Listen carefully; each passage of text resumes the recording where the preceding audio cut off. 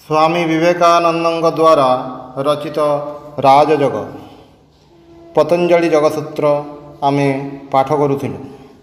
आज वर्तमान सूत्र नंबर 35 विषयवती बा प्रवृत्ति ही उत्पन्ना मनसः स्थिति निबंधिनी अर्थात जो सकल समाधि रे अलौकिक इंद्रिय अनुभूति समूह होता है से गुड़िक मनर स्थितिर कारण हुए।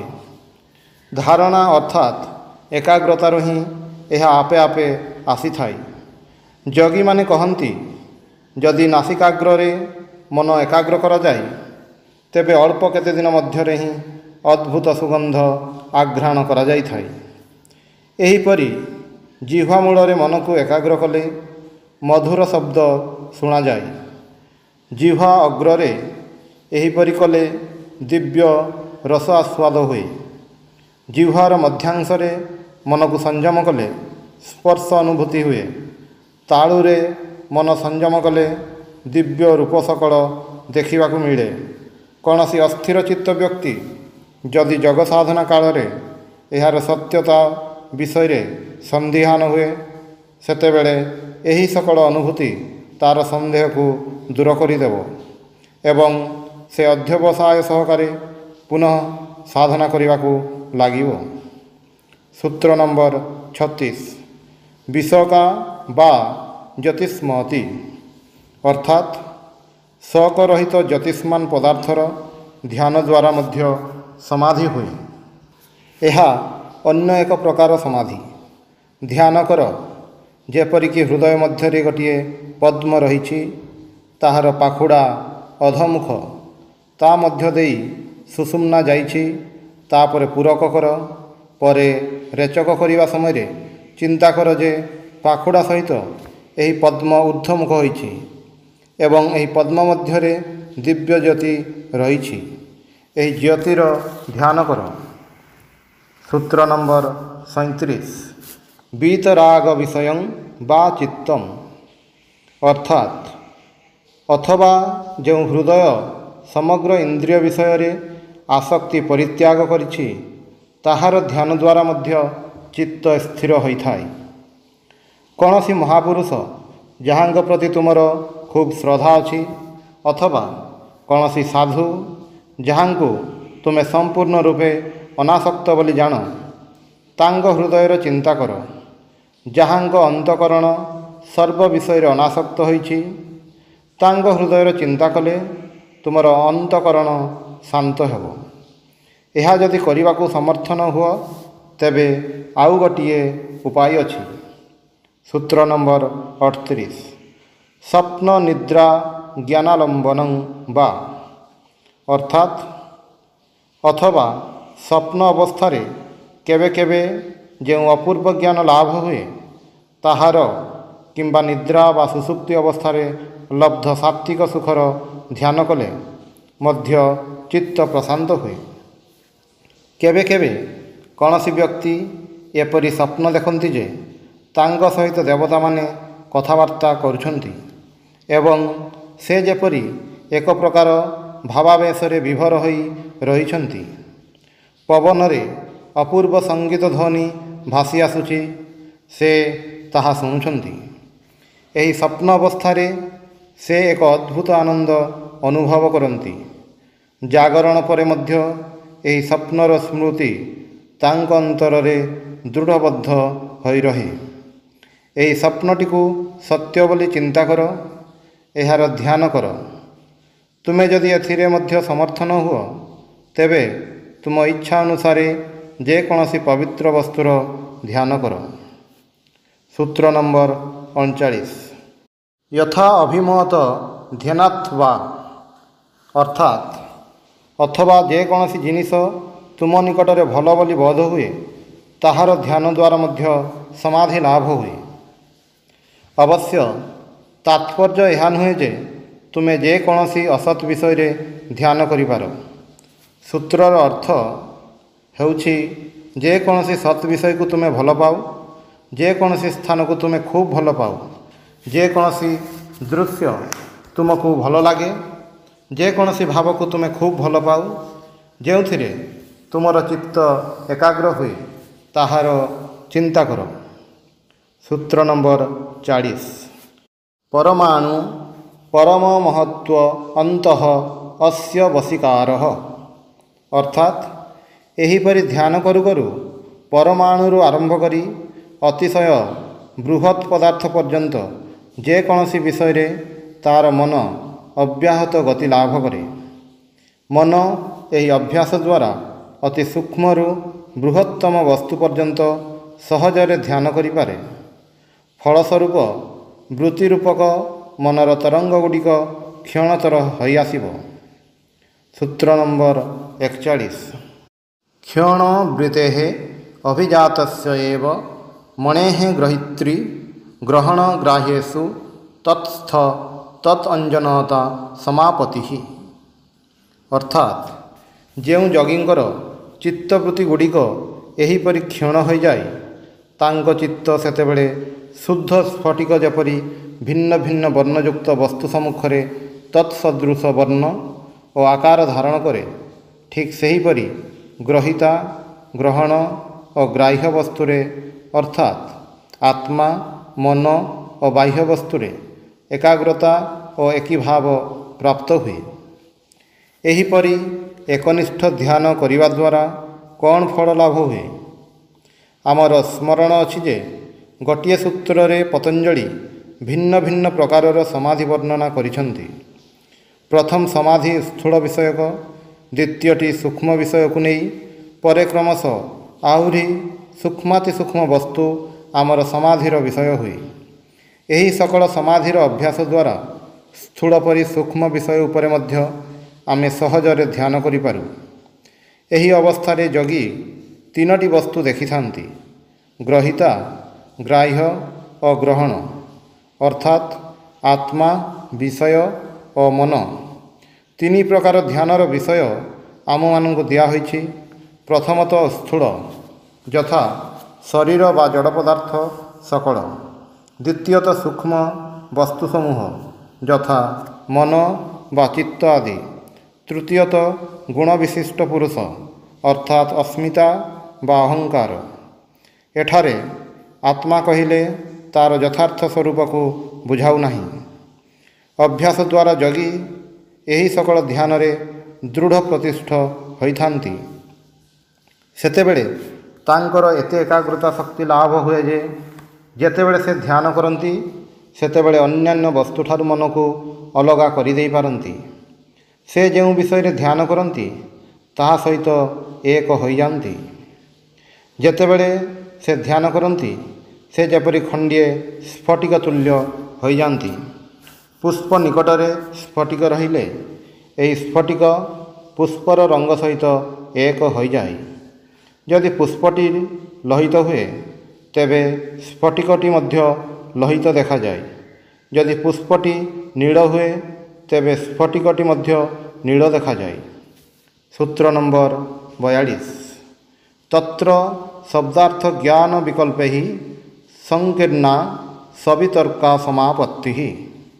ଅର୍ଥାତ୍ ଶବ୍ଦ, ଅର୍ଥ ଓ ତତ୍ପ୍ରସ୍ତୁତ ଜ୍ଞାନ ଯେତେବେଳେ ମିଶ୍ରିତ ହୋଇଥାଏ, ସେତେବେଳେ ତାହା ସବିତର୍କ ଅର୍ଥାତ୍ ବିତର୍କଯୁକ୍ତ ସମାଧି ବୋଲି କଥିତ ହୁଏ। ଏଠାରେ ଶବ୍ଦ ଅର୍ଥ କମ୍ପନ। ଅର୍ଥ ମାନେ ଯେଉଁ ସ୍ନାୟବିକ ଶକ୍ତି ପ୍ରବାହ, ତାହାକୁ ଭିତରକୁ ଚାଳିତ କରେ, ଏବଂ ଜ୍ଞାନର ଅର୍ଥ ପ୍ରତିକ୍ରିୟା। ଆମେ ଏପର୍ଯ୍ୟନ୍ତ ଯେତେ ପ୍ରକାର ଧ୍ୟାନ କଥା ଶୁଣିଲୁ, ପତଞ୍ଜଳି ଏହି ସବୁଗୁଡ଼ିକୁ ସବିତର୍କ କହନ୍ତି। ଏହାପରେ ସେ ଆମମାନଙ୍କୁ କ୍ରମଶଃ ଉଚ୍ଚତର ଧ୍ୟାନର କଥା କହିବେ। ଏହି ସବିତର୍କ ସମାଧିରେ ବିଷୟୀ ଓ ବିଷୟର ଦ୍ୱୈତଭାବ ଥାଏ। ଶବ୍ଦ, ତାହାର ଅର୍ଥ ଓ ତତ୍ପ୍ରସୂତ ଜ୍ଞାନର ମିଶ୍ରଣରେ ତାହା ଉତ୍ପନ୍ନ ହୁଏ। ପ୍ରଥମେ ବାହ୍ୟ କମ୍ପନ ଶବ୍ଦ। ଏହା ଇନ୍ଦ୍ରିୟ ପ୍ରବାହ ଦ୍ୱାରା ଭିତରକୁ ପ୍ରବାହିତ ହେଲେ ତାହାକୁ ଅର୍ଥ କୁହାଯାଏ। ତାପରେ ଚିତ୍ତରେ ଏକ ପ୍ରତିକ୍ରିୟା ପ୍ରବାହ ସ୍ପଷ୍ଟ ହୁଏ, ଯାହାକୁ ଜ୍ଞାନ କୁହାଯାଏ। ଯାହାକୁ ଆମେ ଜ୍ଞାନ କହୁ, ତାହା ପ୍ରକୃତ ପକ୍ଷରେ ଏହି ତିନୋଟିର ମିଶ୍ରଣ ବା ସମଷ୍ଟି ମାତ୍ର। ଆମେ ଏପର୍ଯ୍ୟନ୍ତ ଯେତେ ପ୍ରକାର ଧ୍ୟାନର ବର୍ଣ୍ଣନା ପାଇଛୁ ସେସବୁ ଗୁଡ଼ିକରେ ଏହି ମିଶ୍ରଣ ହିଁ ଆମମାନଙ୍କର ଧ୍ୟେୟ। କିନ୍ତୁ ଏହାପରେ ଯେଉଁ ସମାଧି କଥା କୁହାଯିବ ତାହା ଉଚ୍ଚତର। ସୂତ୍ର ନମ୍ବର 43। ସ୍ମୃତି ପରିଶୁଦ୍ଧୌ ସ୍ୱରୂପଶୂନ୍ୟ ଏବାର୍ଥମାତ୍ର ନିର୍ଭାଷା ନିର୍ବିତର୍କା। ଅର୍ଥାତ୍ ଯେତେବେଳେ ସ୍ମୃତି ଶୁଦ୍ଧ ହୋଇଯାଏ, ଅର୍ଥାତ୍ ସ୍ମୃତିରେ ଅନ୍ୟ କୌଣସି ଗୁଣ ସମ୍ପର୍କ ନଥାଏ, ଯେତେବେଳେ ତାହା ଧ୍ୟେୟ ବସ୍ତୁର ଅର୍ଥମାତ୍ର ପ୍ରକାଶ କରେ, ସେତେବେଳେ ତାହା ନିର୍ବିତର୍କ ଅର୍ଥାତ୍ ବିତର୍କଶୂନ୍ୟ ସମାଧି। ପୂର୍ବେ ଯେଉଁ ଶବ୍ଦ, ଅର୍ଥ ଓ ଜ୍ଞାନର କଥା କୁହାଯାଇଛି, ଏହି ତିନୋଟି ଅଭ୍ୟାସ କରୁ କରୁ ଏପରି ଏକ ସମୟ ଆସେ ଯେତେବେଳେ ସେଗୁଡ଼ିକ ଆଉ ମିଶ୍ରିତ ହୁଅନ୍ତି ନାହିଁ। ସେତେବେଳେ ଆମେ ଅନାୟାସରେ ଏହି ତ୍ରିବିଧ ଭାବକୁ ଅତିକ୍ରମ କରିପାରୁ। ବର୍ତ୍ତମାନ ଏହି ତିନୋଟି କ'ଣ ତାହା ଆମେ ବୁଝିବା ପାଇଁ ଚେଷ୍ଟା କରିବା। ଚିତ୍ତ କଥା ଧରାଯାଉ। ପୂର୍ବୋକ୍ତ ସେହି ହ୍ରଦର ଉପମା କଥା ସ୍ମରଣ କର। ଚିତ୍ତକୁ ହ୍ରଦ ସହିତ ତୁଳନା କରାହୋଇଛି ଏବଂ ଶବ୍ଦ ବା ବାକ୍ୟ ଅର୍ଥାତ୍ ବସ୍ତୁର କମ୍ପନ ଯେପରି ତାହା ଉପରେ ଏକ ତରଙ୍ଗ। ତୁମ ନିଜ ମଧ୍ୟରେ ଏହି ହ୍ରଦ ରହିଛି। ମନେକର ମୁଁ ଗାଈ ଶବ୍ଦଟି ଉଚ୍ଚାରଣ କଲି। ଯେଉଁ ମୁହୂର୍ତ୍ତରେ ଏହା ତୁମ କର୍ଣ୍ଣରେ ପ୍ରବେଶ କଲା, ସଙ୍ଗେ ସଙ୍ଗେ ତୁମ ଚିତ୍ତହ୍ରଦରେ ଗୋଟିଏ ତରଙ୍ଗ ଉତ୍ଥିତ ହେଲା। ଏହି ତରଙ୍ଗଟି ଗାଈ ଶବ୍ଦ ସୂଚିତ ଭାବ, ଯାହାକୁ ଆମେ ଆକାର ବା ଅର୍ଥ କହିଥାଉ। ତୁମେ ଯେ ଗୋଟିଏ ଗାଈକୁ ଜାଣ ବୋଲି ମନେକର, ତାହା କେବଳ ତୁମର ମନ ମଧ୍ୟସ୍ଥ ଗୋଟିଏ ତରଙ୍ଗ ମାତ୍ର। ତାହା ବାହ୍ୟ ଓ ଅଭ୍ୟନ୍ତର ଶବ୍ଦ ପ୍ରବାହର ପ୍ରତିକ୍ରିୟା ରୂପେ ଉତ୍ପନ୍ନ ହୋଇଥାଏ ଏବଂ ଏ ଶବ୍ଦର ଲୟ ସହିତ ତରଙ୍ଗଟି ମଧ୍ୟ ଲୟ ହୁଏ। ଗୋଟିଏ ବାକ୍ୟ ବା ଶବ୍ଦ ବ୍ୟତୀତ ତରଙ୍ଗ ରହିପାରେ ନାହିଁ। ତୁମର ମନେ ହୋଇପାରେ, ଯେତେବେଳେ ଆମେ କେବଳ ଗାଈର ଚିନ୍ତା କରୁ ଅଥଚ ବାହାରୁ କୌଣସି ଶବ୍ଦ କାନକୁ ଆସେ ନାହିଁ, ସେତେବେଳେ ଶବ୍ଦ ଥାଏ କେଉଁଠି? ତୁମେ ସେତେବେଳେ ମନେ ମନେ ଗାଈ ଶବ୍ଦଟି ଅସ୍ପଷ୍ଟ ଭାବରେ ଉଚ୍ଚାରଣ କରିଥାଉ ଏବଂ ସେଥିରୁ ହିଁ ତୁମ ଅନ୍ତରରେ ଗୋଟିଏ ତରଙ୍ଗ ଉତ୍ଥିତ ହୁଏ। ଶବ୍ଦର ଉତ୍ତେଜନା ବ୍ୟତୀତ କୌଣସି ତରଙ୍ଗ ସୃଷ୍ଟ ହୋଇପାରେ ନାହିଁ। ଯେତେବେଳେ ବାହାରୁ ଏ ଉତ୍ତେଜନା ନ ଆସେ, ସେତେବେଳେ ଭିତରୁ ହିଁ ଏହା ଆସିଥାଏ। ଯେତେବେଳେ ଶବ୍ଦ ନଥାଏ, ସେତେବେଳେ ତରଙ୍ଗ ମଧ୍ୟ ନଥାଏ। ତାହେଲେ ସେତେବେଳେ କ'ଣ ଅବଶିଷ୍ଟ ରହେ? ସେତେବେଳେ ଏହି ପ୍ରକ୍ରିୟାର ଫଳ ମାତ୍ର ଅବଶିଷ୍ଟ ଥାଏ, ଯାହାକୁ ଆମେ ଜ୍ଞାନ କହୁ।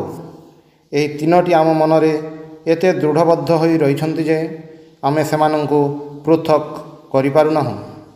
ଯେଉଁ ମୁହୂର୍ତ୍ତରେ ଶବ୍ଦ ଆସେ, ସେତେବେଳେ ଇନ୍ଦ୍ରିୟଗଣ କମ୍ପିତ ହୋଇଥାନ୍ତି ଆଉ ପ୍ରବାହ ରୂପକ ପ୍ରତିକ୍ରିୟା ଉତ୍ପନ୍ନ ହୋଇଥାଏ। କିନ୍ତୁ ଏଗୁଡ଼ିକ ଗୋଟିଏ ପରେ ଗୋଟିଏ ଏତେ ଶୀଘ୍ର ଆସିଥାନ୍ତି ଯେ ସେମାନଙ୍କ ମଧ୍ୟରୁ ଗୋଟିକୁ ଅନ୍ୟଠାରୁ ପୃଥକ୍ କରିବା କଠିନ। ଏଠାରେ ଯେଉଁ ସମାଧି କଥା କୁହାଗଲା, ତାହା ଦୀର୍ଘକାଳ ଅଭ୍ୟାସ କଲେ ସକଳ ସଂସ୍କାରର ଆଧାର ଭୂମି ସ୍ମୃତି ଶୁଦ୍ଧ ହୋଇଯାଏ ଏବଂ ସେତେବେଳେ ଆମେ ଏଗୁଡ଼ିକ ମଧ୍ୟରୁ ଗୋଟିକୁ ଅନ୍ୟ ଗୁଡ଼ିକଠାରୁ ପୃଥକ୍ କରିପାରୁ। ଏହାକୁ ନିର୍ବିତର୍କ ଅର୍ଥାତ୍ ବିତର୍କଶୂନ୍ୟ ସମାଧି କୁହାଯାଏ। ସୂତ୍ର ନମ୍ବର 44। ଏତୟେବ ସବିଚାରା ନିର୍ବିଚାରା ଚ ସୂକ୍ଷ୍ମ ବିଷୟା ବ୍ୟାଖ୍ୟାତା। ଅର୍ଥାତ୍ ପୂର୍ବୋକ୍ତ ସୂତ୍ରଦ୍ୱୟରେ ଯେଉଁ ସବିତର୍କ ଓ ନିର୍ବିତର୍କ ସମାଧିଦ୍ୱୟର କଥା କୁହାଗଲା, ତଦ୍ୱାରା ସବିଚାର ଓ ନିର୍ବିଚାର ଉଭୟ ପ୍ରକାର ସମାଧି ମଧ୍ୟ ବ୍ୟାଖ୍ୟା କରାଗଲା। ଏଠାରେ ପୂର୍ବ ଭଳି ବୁଝିବାକୁ ହେବ। କେବଳ ପୂର୍ବୋକ୍ତ ଦୁଇଟି ଧ୍ୟାନର ବିଷୟ ସ୍ଥୂଳ, ଏଠାରେ ଆଲୋଚିତ ଧ୍ୟାନର ବିଷୟ ସୂକ୍ଷ୍ମ। ସୂତ୍ର ନମ୍ବର 45। ସୂକ୍ଷ୍ମ ବିଷୟତ୍ୱଂ ଚ ଅଲିଙ୍ଗ ପର୍ୟବସାନମ୍। ଅର୍ଥାତ୍ ସୂକ୍ଷ୍ମ ବିଷୟ ଅଲିଙ୍ଗରେ ଅର୍ଥାତ୍ ଅବ୍ୟକ୍ତ ବା ପ୍ରଧାନରେ ପର୍ଯ୍ୟବସିତ ହୁଏ। ଭୂତ ସକଳ ଓ ସେଥିରୁ ଉତ୍ପନ୍ନ ସମଗ୍ର ବସ୍ତୁକୁ ସ୍ଥୂଳ କହନ୍ତି। सूक्ष्म वस्तु तन्मात्रु सृष्ट। इंद्रिय मन अर्थात साधारण इंद्रिय इंद्रियर समष्टि स्वरूप। अहंकार महत्व अर्थात जहाँ समग्र व्यक्त जगतर कारण। सत्व रज और तमगुणर साम्य अवस्था रूपक प्रधान एवं प्रकृति किंबा अव्यक्त ए सब गुड़िक सूक्ष्म वस्तुर अंतर्गत। केवल पुरुष अर्थात आत्मा एहार बहिर्भूत। सूत्र नंबर 46 ता एव सविजः समाधि अर्थात पूर्वोक्त समाधि गुड़िक सबु सविज समाधि। यही समाधि गुड़िकरे पूर्व कर्मर बीज नाश हुए नहीं। सुतरां ए गुड़िक द्वारा मुक्ति लाभ हुए नहीं। तेबे ए गुड़िक द्वारा कौन हुए ताहा परवर्ती सूत्र गुड़िकरे व्यक्त होइछि। सूत्र नंबर 47 निर्विचार वैशारद्ये अध्यात्म प्रसाद अर्थात निर्विचार समाधि रे सत्वगुण प्रभाव रे बुद्धि स्वच्छ हेले चित्त संपूर्ण रूपे स्थिर हुए। यह ही वैशारदी प्रज्ञा। सूत्र नंबर 48 ऋतंभरा तत्र प्रज्ञा अर्थात सेथिरु जो ज्ञान लाभ हुए ताको ऋतंभर अर्थात सत्यपूर्ण ज्ञान कहन्ति। परवर्ती सूत्र रे यार व्याख्या हेब। सूत्र नंबर 49 श्रुतानुमान प्रज्ञाभ्याम अन्य विषय विशेषार्थत्वात् अर्थात जो ज्ञान सत्य द्रष्टांग वाक्य आप्तवाक्य और अनुमान लब्ध हुए ताहा साधारण वस्तु विषयक। पूर्व कथित समाधि जो ज्ञान लाभ हुए ताहा एहा अपेक्षा उच्चतर। एथिरु आमर जो अनुभूति हुए आप्तवाक्यरु बा अनुमानरु ताहा हुए नहीं। एहार तात्पर्य होछि साधारण वस्तु विषयक ज्ञान आमे प्रत्यक्ष अनुभव तत् उपस्थापित अनुमान और सत्य द्रष्टांग वाक्यरु पाइथाउ। सत्य द्रष्टा अर्थरे जगी माने ऋषि मानंको लक्ष्य करिथांती। ऋषि अर्थ वेदवर्णित भावगुड़िकर द्रष्टा अर्थात जो माने से गुड़िक साक्षात करिसंती सेमानंक मतरे शास्त्रर प्रामाण्य केवल यही कारण जे ताहा सत्य द्रष्टांक वाक्य। सेमाने कहन्ति शास्त्र सत्य द्रष्टांक वाक्य हेले मध्य ताहा आम मानंकु सत्य अनुभव कराइबा पई समर्थ नुहे। आमे समग्र वेद पाठ करिपारु किंतु सेथिरु आध्यात्मिक तत्वर अनुभूति किछि मात्र होई न पारे। किंतु जेतेबेले आमे सेही शास्त्रोक्त साधन प्रणाली अनुसार अभ्यास करूँ सेतेबेले आमे एपरी एक अवस्था उपनीत हेउ जो अवस्था शास्त्रोक्त कथागुड़िकर प्रत्यक्ष उपलब्धि हुए। जुक्ति प्रत्यक्ष और अनुमान सेठाकू आसीपारे नहीं। सेठारे आप्तवाक्यर मध्य कौनसी कार्यकारिता नहीं। यही सूत्रर एहा ही तात्पर्य। प्रत्यक्ष करिवा यथार्थ धर्म ताहा ही धर्मर सार। अवशिष्ट जहाँ किछि यथा धर्म वक्तृता श्रवण अथवा धर्म पुस्तक पाठ बा विचार केवल प्रस्तुति मात्र। यह प्रकृत धर्म नुहे। केवल बुद्धि द्वारा कौन सी विषय को अनुमोदन करिबा बा न करिबा प्रकृत धर्म नुहे। जोगी मानंगर मूल भाव हेउछि आम इंद्रियग्राह्य विषयर साक्षात संस्पर्श परि धर्म को मध्य प्रत्यक्ष करिपारु। केवल ताहा नुहे धर्म आहुरी गभीर भावे अनुभूत होई पारे। ईश्वर आत्मा प्रभृति धर्मर जो सकल प्रतिपाद्य सत्य अच्छी बहिरींद्रिय द्वारा ए गुड़िकर प्रत्यक्ष हुए नहीं। चक्षु द्वारा मु ईश्वर को देखा पाई नहीं बा हस्त द्वारा ईश्वर को स्पर्श करिपारे नहीं। यह मध्य आमे जानु जे विचार आम मानंकु इंद्रियर अतीत प्रदेश को नहीं जाई पारे नहीं। ताहा केवल आम मानंकु एक संपूर्ण अनिश्चित प्रदेश रे रखिदेई चली जाए। समस्त जीवन धरी आमे विचार करिपारु किंतु आध्यात्मिक तत्व को प्रमाण ବା ଅପ୍ରମାଣ କରିପାରିବା ନାହିଁ। ଏହିପରି ବିଚାର ତ ସହସ୍ର ସହସ୍ର ବର୍ଷ ଧରି ଚାଲିଛି। ଆମେ ଯାହା ସାକ୍ଷାତ ଅନୁଭବ କରୁ କେବଳ ତାହାରି ଭିତ୍ତି ଉପରେ ଯୁକ୍ତି ବିଚାର ଆଦି କରିଥାଉ। ଅତଏବ ଏହା ସ୍ପଷ୍ଟ ବୁଝାଯାଉଛି ଯେ ଯୁକ୍ତିକୁ କେବଳ ଏହି ବିଷୟ ଅନୁଭୂତି ରୂପକ ପରିସର ମଧ୍ୟରେ ଭ୍ରମଣ କରିବାକୁ ହେବ। ଏହା ତାହାର ବାହାରକୁ କେବେ ହେଲେ ଯାଇନପାରେ। ସୁତରାଂ ଆଧ୍ୟାତ୍ମିକ ତତ୍ତ୍ୱ ଅନୁଭୂତିର କ୍ଷେତ୍ର ଇନ୍ଦ୍ରିୟ ଅନୁଭୂତିର ବାହାରେ। ଯୋଗୀମାନେ କହନ୍ତି, ମନୁଷ୍ୟ ଇନ୍ଦ୍ରିୟଜ ପ୍ରତ୍ୟକ୍ଷ ଓ ବିଚାର ଶକ୍ତି ଉଭୟକୁ ଅତିକ୍ରମ କରିପାରେ। ନିଜ ବୁଦ୍ଧିକୁ ମଧ୍ୟ ଅତିକ୍ରମ କରିବାର ଶକ୍ତି ମନୁଷ୍ୟର ଅଛି। ଏହି ଶକ୍ତି ପ୍ରତ୍ୟେକ ପ୍ରାଣୀଠାରେ ପ୍ରତ୍ୟେକ ଜୀବଠାରେ ଅନ୍ତର୍ନିହିତ। ଯୋଗ ଅଭ୍ୟାସ ଦ୍ୱାରା ଏହି ଶକ୍ତି ଜାଗ୍ରତ ହୁଏ।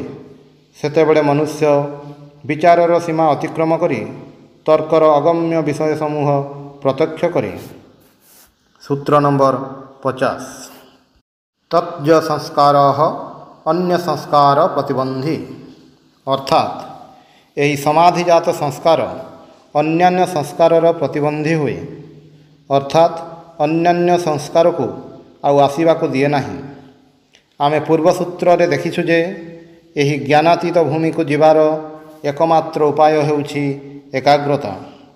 ଆମେ ଆହୁରି ମଧ୍ୟ ଦେଖିଛୁ ପୂର୍ବ ସଂସ୍କାର ଗୁଡ଼ିକ ହିଁ କେବଳ ଏହି ଏକାଗ୍ରତା ଲାଭର ପ୍ରତିବନ୍ଧକ।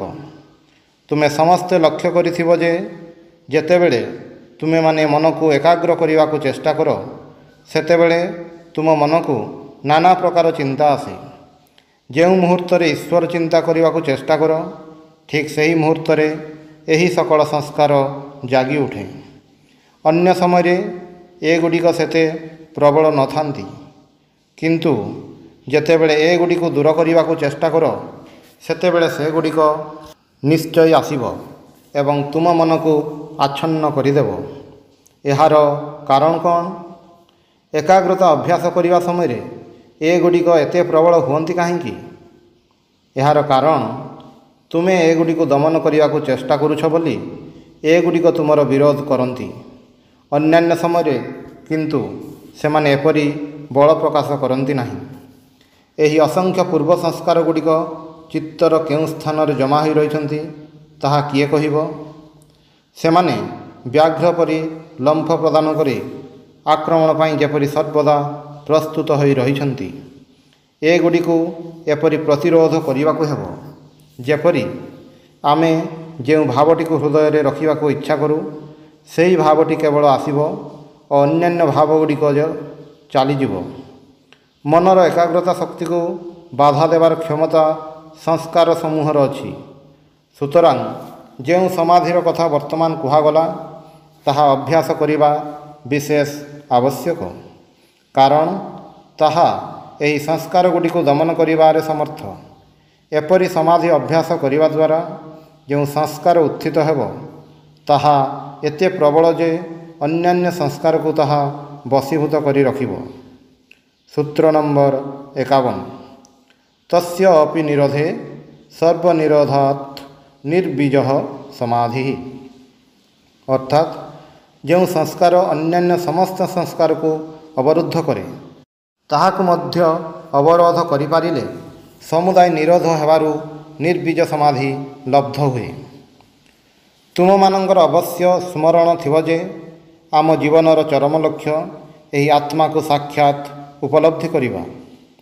ଆମେ ଆତ୍ମାକୁ ଉପଲବ୍ଧି କରିପାରୁନାହୁଁ କାରଣ ତାହା ପ୍ରକୃତି, ମନ ଓ ଶରୀର ସହିତ ମିଶ୍ରିତ ହୋଇ ରହିଛି। ଅଜ୍ଞାନ ବ୍ୟକ୍ତି ନିଜର ଦେହକୁ ହିଁ ଆତ୍ମା ବୋଲି ମନେ କରନ୍ତି। ଅପେକ୍ଷାକୃତ ପଣ୍ଡିତ ବ୍ୟକ୍ତି ମନକୁ ଆତ୍ମା ବୋଲି ମନେ କରନ୍ତି, କିନ୍ତୁ ଉଭୟ ଭ୍ରାନ୍ତ। ଆତ୍ମା ଏହି ସକଳ ଜଡ଼ ସହିତ ମିଶ୍ରିତ ହେବ କିପରି? ଚିତ୍ତରେ ନାନା ପ୍ରକାର ତରଙ୍ଗ ଉତ୍ଥିତ ହୋଇ ଆତ୍ମାକୁ ଆବୃତ କରୁଛି। ତେଣୁ ଆମେ ଏହି ତରଙ୍ଗ ଗୁଡ଼ିକର ମଧ୍ୟ ଦେଇ ଆତ୍ମାର କିଞ୍ଚିତ୍ ପ୍ରତିବିମ୍ବ ମାତ୍ର ଦେଖିବାକୁ ପାଉ। ଯଦି କ୍ରୋଧ ରୂପକ ତରଙ୍ଗ ଉତ୍ଥିତ ହୁଏ ତେବେ ଆମେ ଆତ୍ମାକୁ କ୍ରୋଧଯୁକ୍ତ ମନେ କରୁ। କହିଥାଉ ମୁଁ ରୁଷ୍ଟ ହୋଇଛି। ଯଦି ପ୍ରେମର ଗୋଟିଏ ତରଙ୍ଗ ଚିତ୍ତରେ ଉତ୍ଥିତ ହୁଏ, ତେବେ ଏହି ତରଙ୍ଗରେ ନିଜକୁ ପ୍ରତିବିମ୍ବିତ ଦେଖି ମନେକରୁ ମୁଁ ଭଲ ପାଉଅଛି।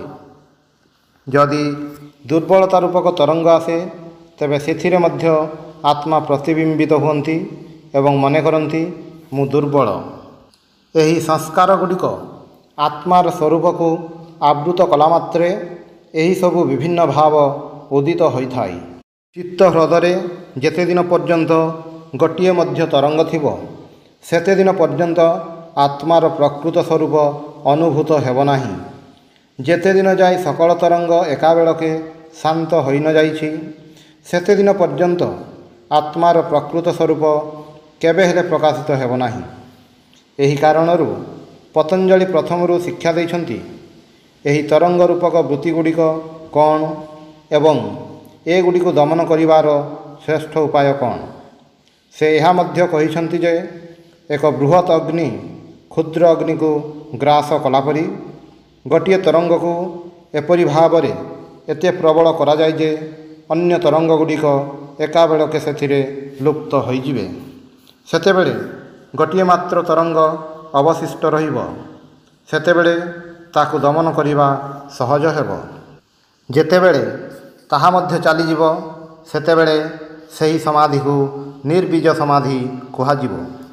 ସେତେବେଳେ ଅନ୍ୟ କିଛି ରହିବ ନାହିଁ।